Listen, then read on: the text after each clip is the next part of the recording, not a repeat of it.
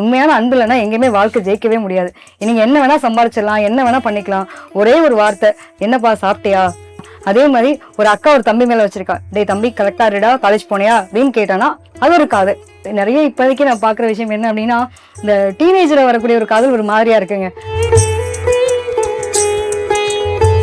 காதல் அப்படின்னு வளர்றதுக்கான காரணம் என்ன அப்படின்னா, நம்மளுடைய மனம் சார்ந்த விஷயம் தான். மனம் சொல்லக்கூடிய விஷயம் பாத்தீங்க அப்படின்னா, கிரகமே வந்து சந்திரன். நம்மளோட ஜாதகத்துல சந்திரன் என்ன ஸ்டேட்டஸ்ல இருக்காரு, அடுத்து பாத்தீங்கன்னா ஒருத்தவங்க மேல ஈர்ப்பு வர்றதுக்கு வயசு கம்மியான பையன், வயசுக்கு மூத்த பொண்ணு, இந்த மாதிரி வித்தியாசங்களுமே வர்றதுக்கு இந்த கிரகங்கள் தான் காரணம். நம்ம நினைச்சிட்டு இருக்கோம் நம்ம தப்பு பண்றோம்.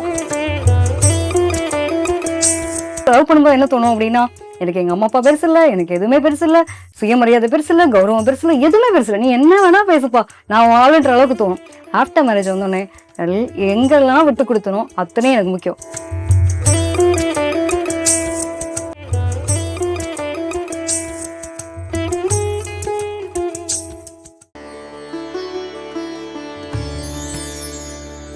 உங்கள் வாழ்க்கையின் அனைத்து பிரச்சனைகளுக்கும் சிறந்த ஜோதிடர்களிடம் தீர்வு காணுங்கள். வணக்கம் மேம். வணக்கம் மேம். காதல் பற்றிய அனுபவங்கள் பற்றி கொஞ்சம் சொல்ல முடியுங்களா? நிச்சயமா மேம். இன்னைக்கு காலத்துல வந்து மிக முக்கியமான ஒரு கேள்வி என்ன அப்படின்னா, இந்த காதல் அப்படிங்கிற ஒரு விஷயம் பத்தி நிறைய பேருக்கு ஒரு குழப்பங்கள் இருக்கு. காதல்னா என்னன்னே தெரியாம காதலிக்கக்கூடிய நபர்கள் நிறைய உண்டு. அதாவது ஜோதிட ரீதியா நமக்கு கிரகங்கள் பேசாம நம்ம எதையுமே பண்ணவே முடியாது. அது நல்லதா இருந்தாலும் சரி, கெட்டதா இருந்தாலும் சரி, எல்லாமே கிரகங்களால மட்டும்தான் நம்ம இயங்கணும்ன்றது விதி உண்டு. இதுல வந்து பாத்தீங்கன்னா பர்டிகுலரா நிறைய பேர் கேட்கக்கூடிய கேள்வி, மேம் இந்த காதல் ஜோதிடர் ஏன் உங்களுக்கு பேர் வச்சிருக்கேன், இது ஒரு பெரிய ஒரு காம்ப்ளிகேட்டடான ஒரு கொஸ்டின்ஸ். இது நிறைய பேருக்கு எக்ஸ்பிளேஷன் கொடுத்துருக்கேன். அதாவது காதல்ன்றது என்ன நினைக்கிறாங்க அப்படின்னா, ஒரு ஆண் மீது ஒரு பெண் வைக்கக்கூடியதோ, ஒரு பெண் மீது ஆண் வைக்கக்கூடிய காதல் மட்டும் நினைக்கிறாங்க. அப்படி கிடையாது. அன்பு சார்ந்த விஷயம் தாங்க. அன்பு அது யார் மேல வைக்கிறோம், அந்த அன்பு உண்மையான அன்பா இருக்கா அப்படிங்கிறத பொறுத்தது. இதுல வந்து நம்ம ஆஃப்டர் மேரேஜ் அப்படின்னு எடுக்கும்போதுதான் இந்த காதல் அப்படிங்கிற ஒரு விஷயத்துக்குள்ள கொண்டு வரும்போது ஒரு ஆண் பெண் உண்மையா இருக்காங்களா இல்லையா அப்படிங்கிறத பொறுத்தது. ஸோ கிரகங்கள் ரீதியா பார்க்கும்போது இந்த காதல் அப்படின்ற ஒரு விஷயம் நல்லா இருந்தா மட்டும்தான். உண்மையே என்னன்னா, உண்மையான அன்பு இல்லைன்னா எங்கேயுமே வாழ்க்கை ஜெயிக்கவே முடியாது. நீங்க என்ன வேணா சம்பாதிச்சிடலாம், என்ன வேணா பண்ணிக்கலாம். ஒரே ஒரு வார்த்தை, என்னப்பா சாப்பிட்டியா? ஒரு அம்மா வந்து பையன் மேல வச்சிருந்த காதல் எப்படின்னா, என்னப்பா சாப்பிட்டியான்னு கேட்டா அந்த காதல் நிறைவு இல்லையா? அதே மாதிரி ஒரு அக்கா ஒரு தம்பி மேல வச்சிருக்கா, டேய் தம்பி கரெக்டா இருடா, காலேஜ் போனியா அப்படின்னு கேட்டானா அது ஒரு காதல். அதே மாதிரி ஒரு ஆண் பெண் மேல ஒரு எதிர்பாலினம் ஒரு டீனேஜர் கிராஸ் பண்ணும்போது எல்லாருக்கும் இருக்கக்கூடிய ஹார்மோன் விஷயம் தான். சோ அந்த காதல் பாத்தீங்க அப்படின்னா, அந்த டீனேஜர் கிராஸ் பண்ணும்போது எதுவும் நமக்கு பட்டாம்பூச்சி பறக்குது, நிறைய படங்கள் பாக்குறோம் இல்லையா, அந்த மாதிரிலாம் தோணும். அது வந்து புரியாத வயசுல வரக்கூடிய காதலும் இருக்கு. அது எந்த அளவுக்கு புரிதலுக்கு கொண்டு போய் கல்யாணத்து வரைக்கும் கொண்டு போறதுன்றது எல்லாமே நம்ம கிரகங்கள் தான் பேசும். சோ இந்த அன்பான விஷயங்கள் உண்மையான அன்பா இருக்கா இல்லையா அப்படிங்கறத பத்தி தான் இந்த காதல்ன்ற விஷயம். ஓவராலா பார்க்கும்போது நிறைய இப்போதைக்கு நான் பாக்குற விஷயம் என்ன அப்படின்னா, இந்த டீனேஜ்ல வரக்கூடிய ஒரு காதல் ஒரு மாதிரியா இருக்குங்க. அதுக்கப்புறம் வந்து பாத்தீங்கன்னா ஒரு மிடில் ஏஜ்ல வருது, அது வேற விதமா இருக்கு. இப்ப நிறைய விஷயம் பாக்குறது என்ன அப்படின்னா, எல்லாருக்குமே காலம் கடந்த அந்த 40+ தான் உண்மையான லவ்வே நாங்க ஃபீல் பண்றோன்ற அளவுக்கு நிறைய பேர் சொல்றாங்க. ஏன்னா நான் இப்படி ஆனேன்னு நினைக்கிறது இல்லை. இப்பதான் ட்ரூ லவ் அப்படின்றது தெரியுது. தப்பாதான் எடுத்துக்காதீங்க. காதலுக்கு கண்ணில எல்லா வயசுலயும், அதாவது லவ் பண்ணலாம், தப்பு கிடையாது. ஒரு படத்துக்கு போறோம், படம் பார்க்கும்போது இந்த ஹீரோ என்னோட லைஃப் ஹீரோ அப்படின்னு நினைச்சிட்டு படம் பாக்குறது, இந்த ஹீரோயின் மாதிரி எனக்கு லைஃப் இருந்தா நல்லா இருக்கும்னு படம் பாக்குறோம், தவறு கிடையாது. அந்த படம் முடிஞ்சு வந்ததுக்கு அப்புறம் நம்மளோட லைஃப் தான் நம்மளோட லைஃப் இல்லையா? அது மாதிரி நம்ம ஈஸியா கொண்டு போயிட்டோம்னா முடிஞ்சு போச்சு. எல்லாருக்கும் எல்லாருடைய வாழ்க்கையிலும் அவங்கவுங்க வாழ்க்கையில இருக்கக்கூடிய யாரு ரொம்ப பிடிக்குமோ அந்த ஹீரோயினா ஒரு ஹீரோவாவோ நீங்க உங்க லைஃப கூட டிராவல் பண்ணவங்க நினைச்சு பாத்தீங்க அப்படின்னா அவ்வளவுதாங்க, லைஃப் ஹாப்பியா இருக்கும். உண்மையான அன்பை மட்டும் வச்சிருங்க. எல்லா வயசுலும் காதல் வரலாம், தப்பு கிடையாது. ஆஃப்டர் மேரேஜ் நம்ம ஒய்ஃப் மேலேயோ ஹஸ்பண்ட் மேலேயோ வந்துச்சு அப்படின்னா அந்த காதல் இன்னும் புனிதமான காதலா இருக்கிறதுக்கு நிறைய வாய்ப்புகள் உண்டு. மேம், காதல் திருமணம் பற்றிய உங்கள் கருத்தும் அனுபவங்களும் கொஞ்சம் பகிர முடியுமா? நிச்சயமா மேம். உண்மையில என்னன்னா, நான் எல்லாருக்கும் சொல்ற விஷயம் என்னன்னா, நிறைய பொருத்தங்கள் பாக்குறோம். திருமணம் சார்ந்து வரும்போது 1008 கேள்விகள் உண்டு. இது நல்லா இருக்கா, அது நல்லா இருக்கான்னு 1008 கேள்வி. உண்மைதான், என்ன இல்லைன்னு சொல்லவே இல்லை. எல்லாமே கிரகங்கள் தான் நம்ம பேசுன்னு ஒரு பக்கம் பாக்குறோம். சில பேருக்கு பாத்தீங்க அப்படின்னா இந்த காதல் திருமணம் தான் நடக்கணும்னு விதி இருக்கும். அதுக்குன்னு சில கிரகங்கள் உண்டு. காதல் அப்படின்னு வளர்றதுக்கான காரணம் என்ன அப்படின்னா, நம்மளுடைய மனம் சார்ந்த விஷயம் தான். மனம் சொல்லக்கூடிய விஷயம் பாத்தீங்க அப்படின்னா, கிரகமே வந்து சந்திரன். நம்மளோட ஜாதகத்துல சந்திரன் என்ன ஸ்டேட்டஸ்ல இருக்காரு, அடுத்து பாத்தீங்கன்னா ஒருத்தவங்க மேல ஈர்ப்பு வர்றதுக்கு நம்ம நாடி விதிப்படியில எடுக்கும்போது பாத்தீங்க அப்படின்னா புதன் எடுப்போம். புதன் சுக்கிரன் இந்த கிரக இணைவை வச்சுதான் நம்ம மோஸ்ட் ஆஃப் திருமணம் சார்ந்த விஷயங்கள் சொல்லுவோம். சோ அதுல பார்க்கும்போது மனசுக்கு விருப்பத்தோட திருமணம் பண்றதுக்கான அமைப்பு அப்படிங்கிறது இந்த புதன் சுக்கிரன் இணைவாகவும் சந்திரனுடைய நிலைப்பாடுகளையும் வச்சுதான் காதல் திருமணம் பண்ணுவோம்.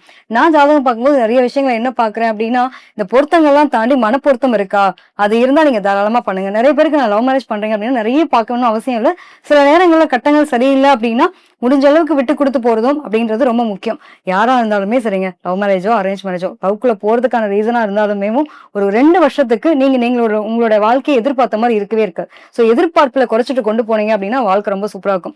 இதுல எங்கெல்லாம் யாரெல்லாம் காதல் திருமணத்துக்கு பயப்படுவாங்க, ஏன் அப்படி கொண்டு போகும்னு பாத்தீங்கன்னா, இந்த சுக்கிரன் கூட ராகு கேத்து இருந்தாலோ, செவ்வாய் கூட ராகு கேத்து இருந்தாலோ, அதே மாதிரி குரு செவ்வாய் கனெக்டிவிட்டி 1, 5, 9ல இருந்துச்சுனாலும் சரி, குரு ராகு குரு கேது இந்த காம்போ இருந்தாலும் சரி, இதெல்லாம் ஜாதகத்துல இருந்துச்சு அப்படின்னா டெஃபினட்டா அந்த வாய்ப்புல கொடுக்கும். இதே வந்து நீங்க நாடி இல்லாம பாரம்பரிய அடிப்படையில பார்க்கும்போது நம்ம மோஸ்ட் ஆஃப் 5ஆம் பாவத்தை கணக்கு எடுப்பாங்க.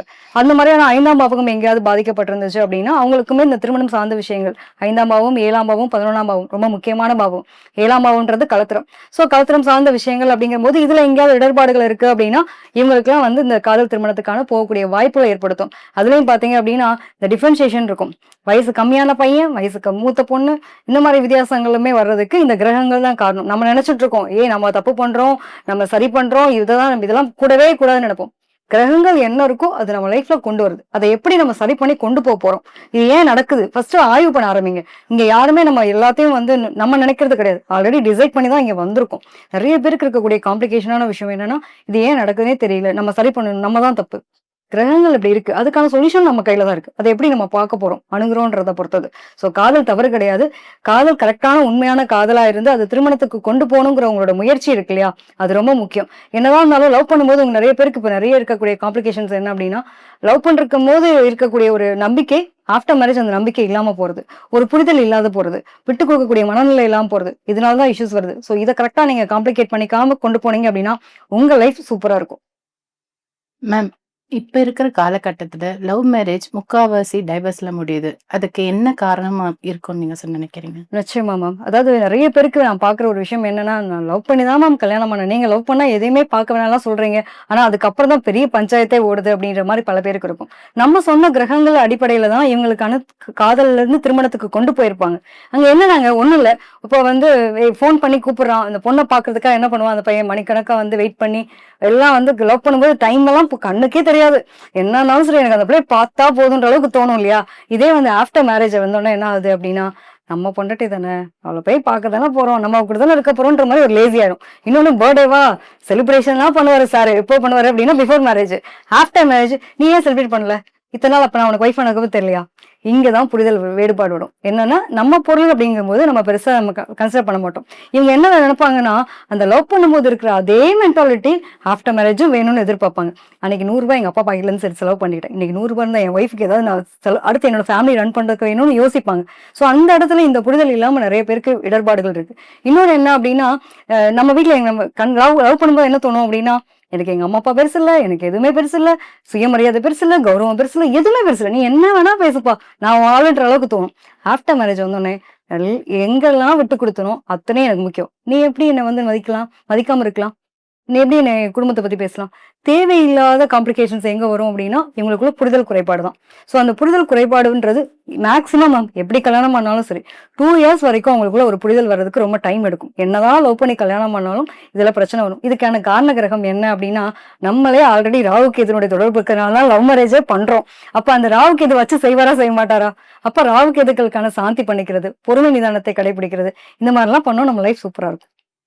மேம், ஒரு ஜாதகத்தை பார்த்து இவங்களுக்கு லவ் மேரேஜா அரேஞ்ச் மேரேஜான்ற சொல்ல முடியுமா? அதை எப்படி சொல்வீங்க? நிச்சயமா மேம். ஜாதகம் பார்த்தோன்னே அழகா நம்ம எடுத்துடலாம். கிரகங்கள் அடிப்படையில தான் எடுக்கிறது.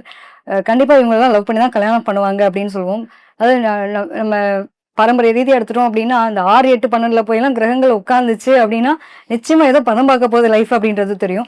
அது மட்டும் இல்லாம நம்ம நாடி விதிப்படையில் எடுத்தோம்னாலும் சரி அவங்களுக்குமே வந்து இந்த ராகு கேதுக்களுடைய தொடர்புல வந்து இப்ப வெஞ்சாதகமா இருக்குன்னு வச்சுக்கோங்களேன், செவ்வாய் கூட வந்து ராகு கேதுக்கள் தொடர்பு இருக்கும். அப்படி இருந்தாலும் அதே மாதிரி குரு செவ்வாய் வந்து 1, 5, 9 கணக்குல இருக்கணும். இந்த மாதிரிலாம் இருந்துச்சு அப்படின்னா இவங்களுக்கு அந்த காதல் சார்ந்த விஷயங்கள் அப்படி இல்லை, அதுக்குள்ளதான் கொண்டு போய் திருமணத்தை பண்ணும். இதே வந்து ஆஞ்சாதகமா இருக்கு அப்படின்னா சுக்கிரன் வந்து ராகு கேதோட தொடர்புல இருக்கும். அதே மாதிரி கத்திரம் சொல்லக்கூடிய ஒரு அமைப்பு அப்படிங்கிறதுல இவங்களுக்குமே குரு செவ்வாய் குரு கேது கனெக்டிவிட்டி, குரு வக்ரமா இருந்துச்சுன்னு வச்சுக்கோங்களேன், நான் பிடிச்ச முயலுக்கு 3 கால் தான்ப்பா அப்படின்னு மல்லு கட்டி கல்யாணம் பண்ணக்கூடிய நபர்களும் இவங்களாதான் இருப்பாங்க. மேம், சில பேர் இந்த லவ் மேரேஜ் வந்து தடையாவது அது எதனால சொல்ல முடியுமா? நிச்சயமா மேம். அதாவது அந்த நான் பார்த்த வரைக்குமே ராகு கேதுக்கள் வந்து ரொம்ப லோ டிகிரின்னு சொல்லுவோம். லோ டிகிரி அல்லது ரொம்ப ஹை டிகிரி, அதாவது ஒரு 30 பாகையில முதல் 2 டிகிரியாவோ கடைசி 2 டிகிரியாவோ இருக்குன்னு வச்சுக்கோங்களேன். இது கடைசி நிமிஷம் என்ன பண்ணுனே தெரியாது. அது கல்யாணத்து வரைக்கும் கொண்டு போற மாதிரி கொண்டு போயிட்டு ஸ்டாப் பண்ணும். எது நடந்தாலும் அவங்க லைஃப்ல திடீர்னு தான் நடக்கும். அது மாதிரி இந்த செவ்வாயினுடைய தொடர்புகளும் அது மாதிரி தான். ஏதாவது ஒண்ணு அவங்களோட சுத்தி இருக்கவங்களால ஏதோ ஒண்ணு பேசி ஏமாத்திட்டாங்களா அப்படின்லாம் பார்க்கும்போது, இந்த மாதிரி ராகு கேதுக்கள் தொடர்புல நிச்சயமா அந்த மாதிரி லோ டிகிரி, ஹை டிகிரி இவங்களுடைய 7ஆம் இடத்து அதிபதியோட கனெக்ட்ல இருந்தாலும் சரி, 5ஆம் இடத்து அதிபதி கனெக்ட்ல இருந்தாலும் சரி, 11ஆம் இடத்து அதிபதி இருந்தாலும் சரி, இந்த மாதிரி பஞ்சாயத்துகள் நிறைய வர்றதை பார்க்க முடியுது.